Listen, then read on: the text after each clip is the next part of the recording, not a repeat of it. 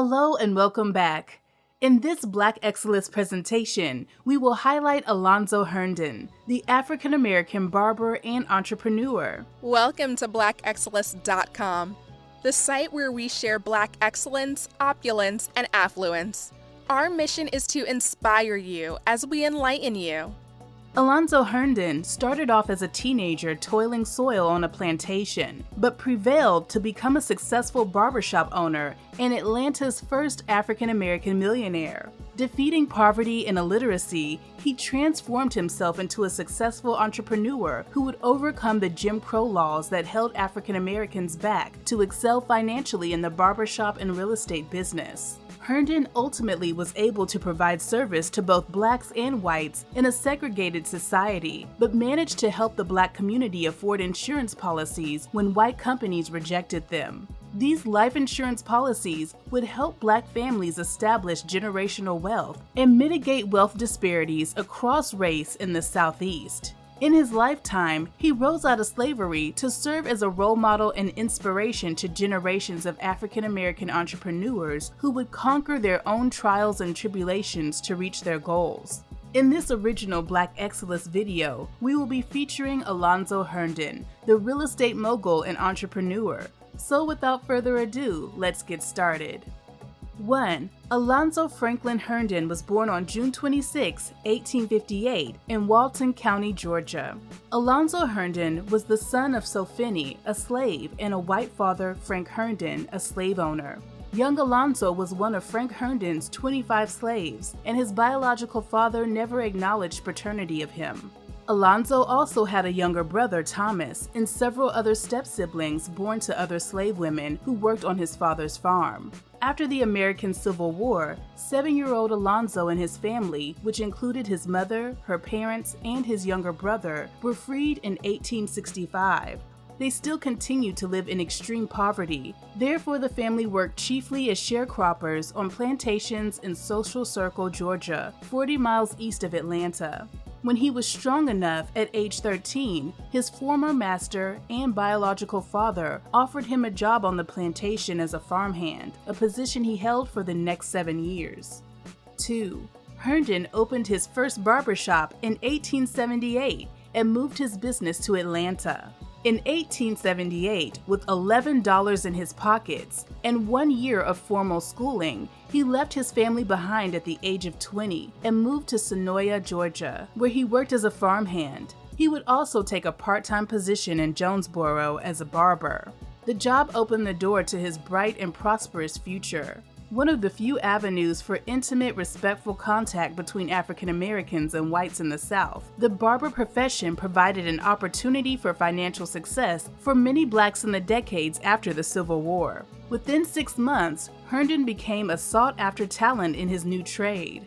He used his savings to purchase a half interest in the barbershop, and in less than a year, he purchased the barbershop outright. Herndon's barbershop business thrived over the next 5 years. With a sizable savings on hand, he moved to Atlanta in 1883, hoping to expand his opportunities and continue barbering in the largest city in the state. Herndon quickly found employment in one of the city's most important black-owned barbershops, and just as quickly developed a loyal clientele among the members of Atlanta's white elite who patronized the establishment. He eventually opened his own barbershop in Atlanta in 1886. Only a year later, he was invited to move his premises to one of the city's upscale hotels, Markham House. The relocation was a smart business move, and Herndon became the premier barber among Atlanta's rich and powerful. Over the next 10 years, Herndon's Markham House establishment made him a wealthy man and allowed him to open 2 other upscale barbershops in the city. In 1896, when the hotel and Herndon's shop were destroyed by fire, he set about creating a new showcase barbershop at 66 Peachtree Street. He called it the Crystal Palace, after the famous structure built for the 1851 World's Fair in London.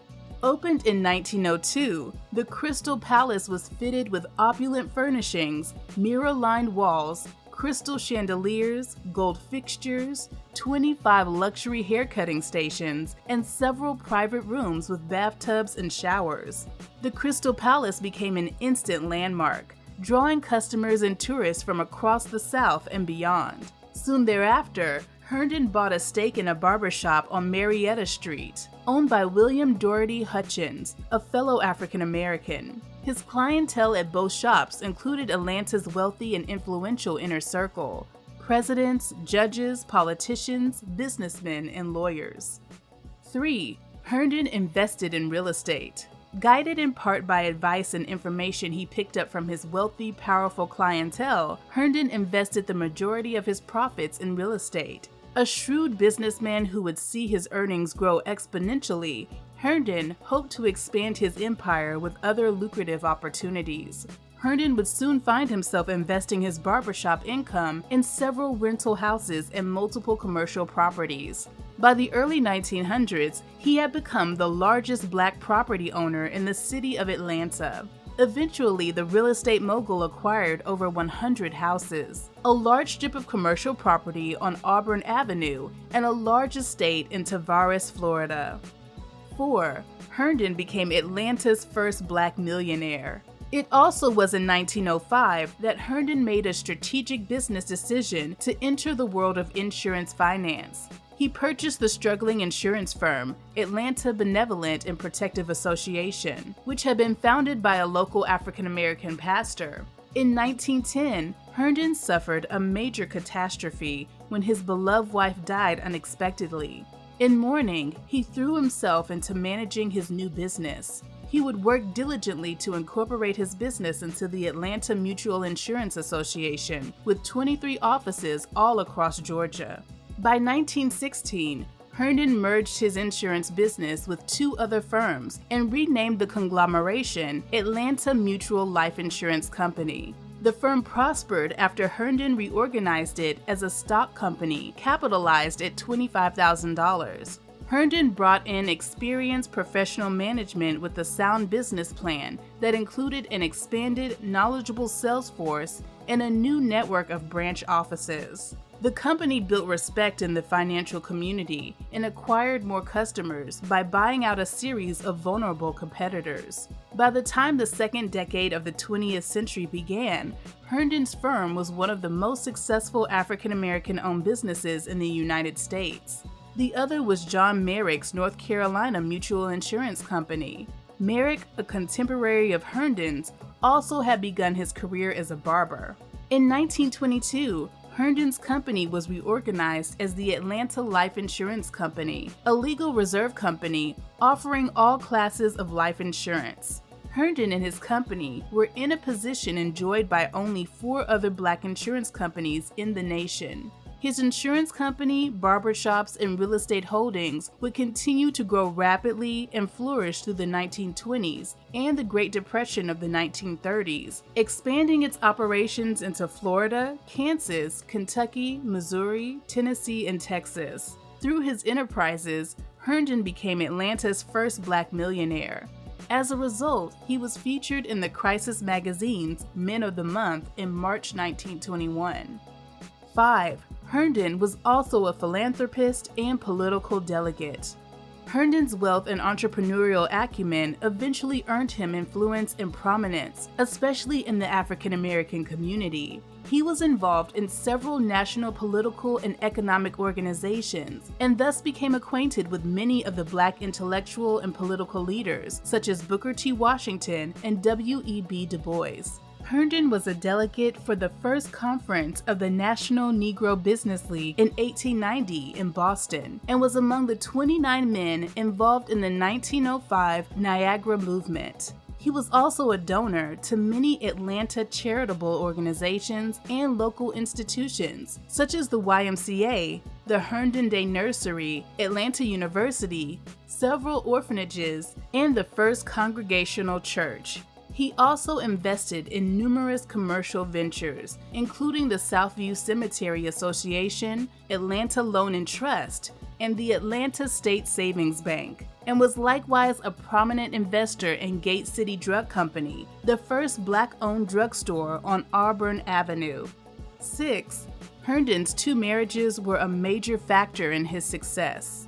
Herndon's prominence and influence was largely enhanced by his family life. Such financial success provided Herndon with an entrance into Atlanta's Black elite, where he met his wife. In 1893, he was married to Adrienne Elizabeth McNeil, a drama instructor at Atlanta University, later Clark Atlanta University. Adrienne was a scion of one of the city's most prestigious Black families and widely regarded as a great beauty. Their marriage had a huge positive impact on Herndon's cultural and educational growth, and it also produced his only child, Norris, who succeeded him as chief executive of Atlanta Life Insurance Company. Unfortunately, Adrienne died from Addison's disease in 1910. 2 years later, Herndon married Jessie Gillespie of Chicago, whose influence and support also promoted her husband's business and social life.